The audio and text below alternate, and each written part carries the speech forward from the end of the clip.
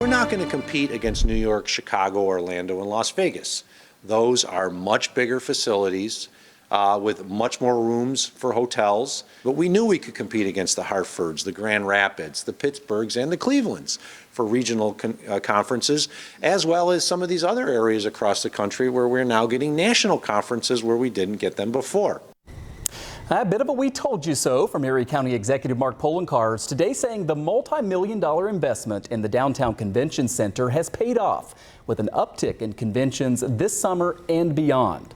Later this week, the American Cheese Society's annual conference is here. That's followed by the North American Science Fiction Convention in 10 days, a national meeting of the Prison Rape Elimination Act Coordinators Working Group later this month, and then the 2024 Oddities and Curiosities Expo in early August. And then there is more to come after that. Patrick Kaler is president and CEO of Visit Buffalo Niagara. He was at that news conference today with the county executive that you saw there, and he joins me now live. Thanks for coming in. Thank you for having me. So I listed those 4 conferences. Those are all just within the next month. Yes. And then you have more after that. We do. Explain to us how we got back to this place where you're out there announcing this good news. Yeah, so following the pandemic, we really looked at how we sell the community, what are some new best practices that we can put into place, and we actually hired a staff person in Washington, D.C. to help sell the destination for those national associations, which is what we're starting to see a big influx coming in on site visits, on leads, and now turning into definite business. When we talk about the economic impact of these large events, it really goes beyond just business at the convention center and filling up hotel rooms. Those are front of mind, but also restaurants, and perhaps none more so than the one that is exactly right across the street from the convention center. I want to play a little bit about what the owner from Osteria 166 told me during our restaurant roundtable special. Listen.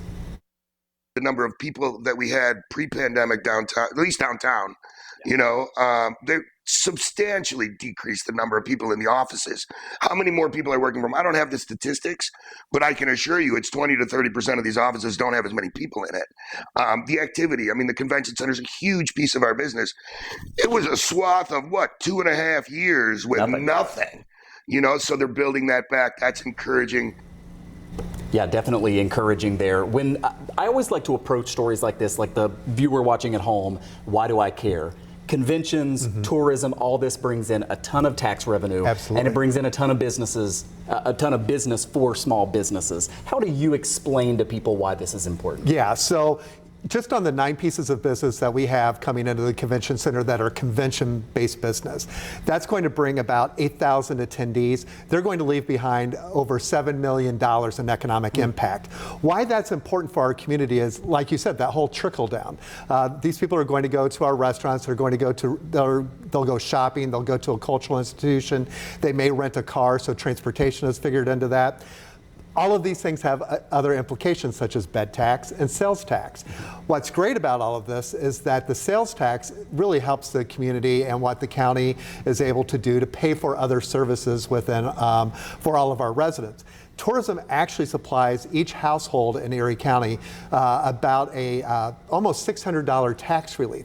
So without these destination dollars coming in, our own tax bills would be a little bit higher. So that's why we love having all of this business come in, because it does provide an overall tax relief, but it keeps these businesses operating as well. What we heard from the restaurants, especially during the pandemic, is that they learned that they cannot survive just by locals alone, that they need to have that out-of-town visitor economy also supplementing what we do as residents going into those restaurants. You're wearing, I don't know if our viewers can see, the American Cheese Society's pin there, because that's the convention that starts this week. There are so many conventions out there that are just ripe for the taking, right? What is the plan moving forward to try to just build on this momentum? And then talk to me beyond August about the other ones that are scheduled. Absolutely. So there's an association for everything. Yeah. You name it, and there's an association. What was great about this piece of business is that we were able to engage with Invest Buffalo as well as the Department of Environment and Planning at the county, because we needed the farmers who produce milk, and our cheese producers as well. So by putting all of that package together, it was very compelling for the American Cheese Society to consider Buffalo, because we do produce cheese. We do have farms here in Buffalo. A lot of people may not think of Buffalo as being a rural destination, as the second largest city in the state, but we definitely are. And so we do have these great assets. So we're utilizing the business community now as well to help us sell to the community, because we have great thought leaders. We have content for conventions when they're in town. They can do off-site visits as well to different manufacturing or businesses within our community too. So it just helps the overall selling proposition, because while we do have this new facade and a great renovation of our convention center, we still are challenged with our hotel inventory. But because of the types of things that we can bring to the table as a community, as why we think that it would be important and a great asset for those conventions and meetings to take place here. Yeah, I've got about a minute left. Let me ask you about that challenge regarding hotel space. We've talked about this several times over the past few years. It seems like we've built so many new hotels over the past decade, but it's not quite enough, right, to get some of the conventions that you would like.